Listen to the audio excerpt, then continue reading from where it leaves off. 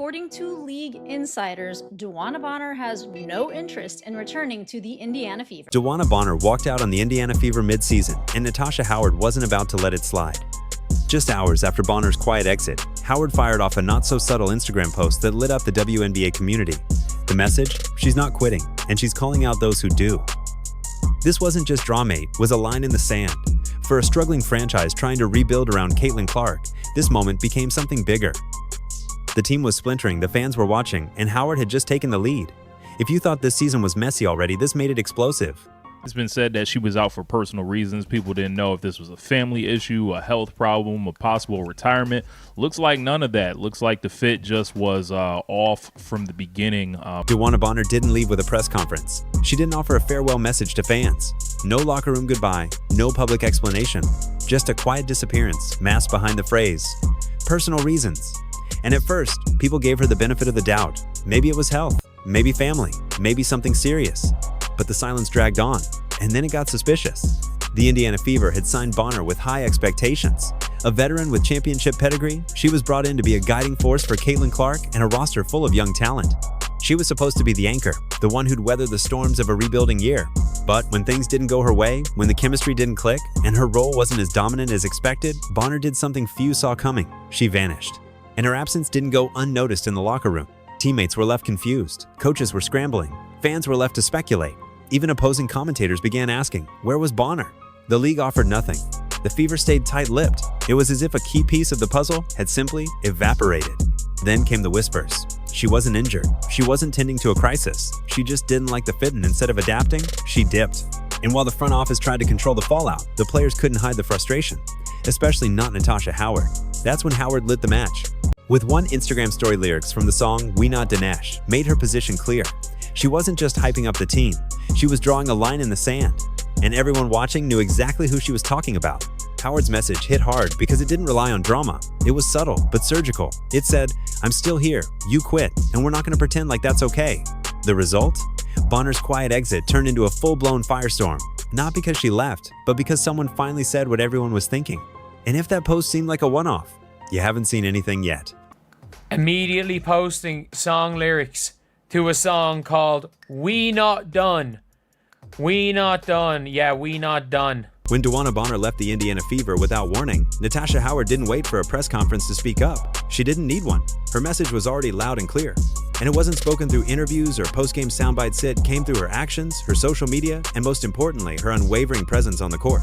The tipping point was the Connecticut Sunday game. Bonner's absence loomed large, a void that couldn't be ignored. But Howard didn't shrink from it. She responded in the only way she knew how, by leading with grit. Her performance that night wasn't flashy, but it was symbolic. She battled on every possession, fought for every rebound, and showed the kind of toughness that screams louder than any tweet ever could.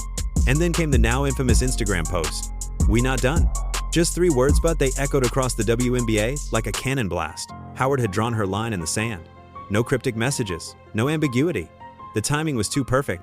Just minutes after the news of Bonner's departure broke, Howard's post went live. It was a shot not of revenge, but of resistance. A declaration that this team would not fall apart just because someone chose to walk away. The internet took notice. Analysts dissected every frame of her story. Fans rallied behind her. And just like that, Howard went from overlooked veteran to the unofficial voice of the locker room. Her decision to go public wasn't reckless, it was calculated. And it worked. Then came the follow-unfollow saga. Howard stopped following Bonner on Instagram, then followed her again. Social media sleuths picked it up instantly. Some saw it as petty. Others saw it for what it was, a silent protest. A statement that said, I see you, but I don't respect what you did. It wasn't just drama. It was deeper than that. This was about team culture, about showing the younger players what accountability looks like, about setting a tone that quitting isn't just a personal decision, it has ripple effects on everyone in the room. Howard didn't have to make a speech. She made her point with 3 words and 1 powerful performance. And while Howard was leading by example, fans were already building a legend around her. Natasha Howard didn't just call out DeWanna Bonner, she lit a match under the entire fan base. In the days that followed her bold statement, something remarkable happened. Fans across social media started rallying behind her. And not just in support, they gave her a title, a new identity, the Enforcer. It started with one viral tweet. Natasha Howard is the only one standing up for this team. She's the Enforcer we didn't know we needed. And that name stuck. Comments, quote tweets, and memes flooded timelines with her photo edited into battle armor, her face stoic, holding back chaos. One meme showed her standing in front of Caitlin Clark like a bodyguard, arms crossed, with the words, "No quitters allowed past this line." And it wasn't just internet Hyperion world signs followed. Howard's jersey sales spiked within 48 hours. One online retailer reported that her Fever jersey temporarily outsold Caitlin Clark's.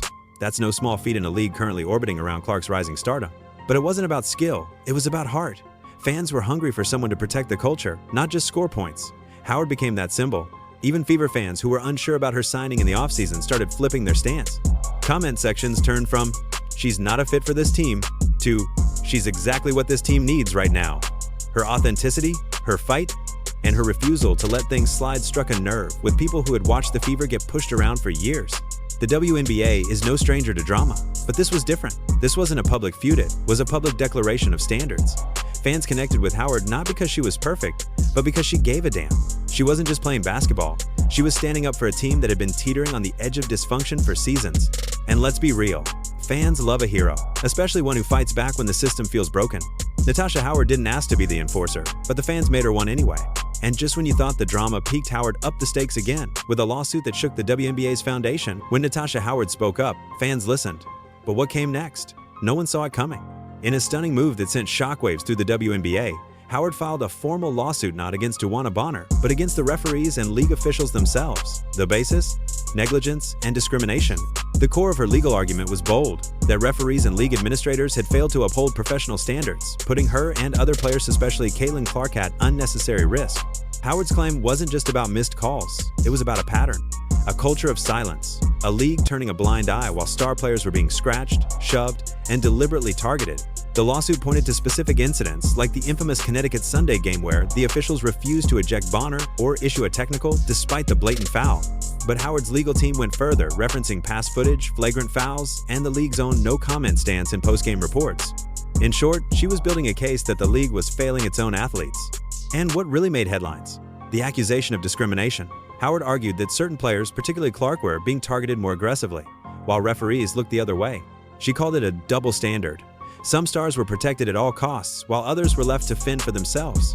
The lawsuit didn't name names on that front, but the implications were clear. The WNBA had no choice but to respond and fast. Commentators and analysts were divided. Some saw Howard's lawsuit as disruptive, accusing her of airing dirty laundry. But others hailed her as a trailblazer, someone finally holding the system accountable in a league that desperately needed reform. Sports talk shows lit up, Twitter exploded, and suddenly other players began chiming in. A few veterans posted cryptic comments about finally being heard. A handful of rising stars liked and shared Howard's statements. One anonymous player even told a reporter, "We've all felt it. Natasha's just the first to put it in writing." Whether or not Howard wins the case in court might not even matter. The damage and momentum was already done. The WNBA wasn't just facing a legal threat, it was facing a reckoning. But to truly grasp why this lawsuit cut so deep, you have to follow the money, and how much the league now depends on one player. While legal drama swirled around Natasha Howard's lawsuit, a quieter but more undeniable truth loomed over everything. Caitlin Clark is the engine of the WNBA's financial success, and the numbers prove it. Since Clark joined the Indiana Fever, ticket sales have skyrocketed. Arenas that used to be half empty are now sold out weeks in advance, regardless of whether the Fever are home or away. According to recent league reports, attendance is up by over 90% compared to last season. Merch sales? Caitlin's jersey shattered all-time WNBA records within hours of release. Even the league's broadcast ratings have tripled, largely on the back of Clark's national fan base and crossover appeal. And yet, she's not protected. That's the contradiction that Howard's lawsuit and fan outrage are circling. How can the league allow repeated physical assaults on its most valuable asset? Clark has been shoved, scratched, elbowed, and even poked in the eyeball with little to no intervention from officials. In some cases, she's been the one to receive technicals, while her attackers walked away scotangent-free. From a business standpoint, this is reckless. Clark isn't just a player, she's the face of the league's resurgence. Losing her to injury or alienating her through neglect would be a catastrophic blunder. And fans know it. Every foul ignored by refs sparks a Twitter storm. Every replayed shove becomes a viral clip with captions like, "Why won't the WNBA protect their star?" Sponsors are watching too. ESPN analysts have already started questioning whether the league understands the long-term implications of not supporting its biggest draw. The optics are brutal. The WNBA is making millions off Clark's back, while failing to have hers. And it's not just about money, it's about message. What does it say to young players, to fans, to future stars watching from college or high school if the league's brightest light is left unprotected? If the WNBA wants to build a sustainable future, it needs to wake up. Because Clark isn't just a player, she's the heartbeat of their growth, and right now, that heart is under attack. But protecting Clark is only part of the issue. there's a deeper rot forming within the league that fans are starting to call out in force. As Caitlin Clark's battered arms and bruised reputation became a flashpoint, a darker undercurrent surged through the WNBA. Fans began to wonder if something even more serious was going on behind the scenes. This wasn't just about missed calls. It was starting to look like the league had a full-blown integrity crisis. Whispers of referee incompetence have always floated around professional sports, but the WNBA's officiating this season has moved past occasional mistakes and into outright chaos. Missed flagrant fouls, technicals handed out like candy, players getting poked in the face with no whistle and worse, sometimes getting penalized for reacting. The eye gouge incident with Clark was only the tip of the iceberg. Fans pointed to other moments where rules were inconsistently applied or blatantly ignored. Then came the jokes dark, uncomfortable jokes. Memes started circulating about ref school being a lottery system. One post read, "Did the WNBA refs graduate from YouTube University?" Another mocked the inconsistency by suggesting referees flip coins before each whistle. What started as fan frustration evolved into public mockery, and when fans begin to ridicule your officiating as a punchline, credibility begins to rot. Even more troubling was the league's own tepid response. When pressed on the growing controversy, the WNBA didn't deny the problems, they admitted them. Quietly, behind closed doors, league officials described the situation as a work in progress and said they were retraining officials. That's corporate speak for "we lost control." And that phrase "lost control" started popping up in articles, tweets, and analyst breakdowns. A sports league can survive a scandal, a superstar injury, even a bad playoff format. But what it can't survive is a crisis of legitimacy. If fans stop believing that games are fair, that rules are enforced evenly, or that star players are protected the same way others are penalized, the entire system collapses. It's not about favoritism, it's about consistency. And right now, consistency is completely missing from the WNBA's officiating. If the WNBA wants to be taken seriously, it must fix this and fast. Because right now, the league looks like it's playing by two sets of rules, and one of them doesn't protect the people bringing in the money. And if the league won't clean up the mess, fans are stepping in with a message that's loud, viral, and impossible to ignore. When the league stayed silent, the fans got loud. Within hours of the now infamous no call on Caitlin Clark, petitions started circulating. At first, they asked for accountability and apology, a suspension, something. But those modest requests quickly morphed into demands for full-scale reform. One viral petition titled "Protect Our Players, Reform WNBA Officiating Now" gathered over 250,000 signatures in just days. The message? This isn't just about Clark. It's about every player and every fan who wants the game to be respected. Twitter, TikTok, and Instagram flooded with clips of missed calls, referee blunders, and side-by-side comparisons showing blatant inconsistencies. Content creators, sports analysts, and even former players jumped in. One former WNBA coach tweeted, "If the league won't protect its stars, the fans will force them to." And it's working. Some fans went further, boycotting games, canceling subscriptions, flooding WNBA social media posts with "do better" comments.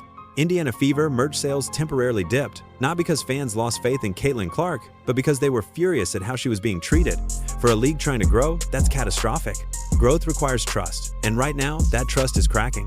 What made this fan revolt different wasn't just the numbers, it was the emotion. People weren't just angry, they were heartbroken. Heartbroken to see a rising star like Clark disrespected. Heartbroken to see silence where there should have been outrage. And heartbroken that the league, which finally had the spotlight, seemed unable or unwilling to seize the moment. But amid the chaos, something beautiful emerged. A movement. Not just for Caitlin, but for fairness, transparency, and integrity in the sport. Fans began organizing, sharing resources, creating watchdog accounts to monitor officiating, and holding the league accountable in real time. The Sophie Cunningham moment, the call out by Natasha Howard, the backlash over Bonner's exit, and the protection or lack thereof for Clark, all converged into something bigger than any single player. This was no longer just about drama. This was about what the WNBA stands for. And now, as lawsuits fly and fans roar, one question remains: what does the future hold for the league? And more importantly, for Caitlin Clark? One lawsuit, one viral moment, one superstar under attack. The WNBA now finds itself at a tipping point. Sophie Cunningham's retaliation lit the spark. Natasha Howard's post fueled the fire. And the fans? They turned that fire into a movement. If the league keeps ignoring these signals, if it continues to dismiss what's happening on and off the court, it risks losing more than just Caitlin Clark. It risks its future. So here's the question. If nothing changes, if no one steps in, what happens next time someone really gets hurt?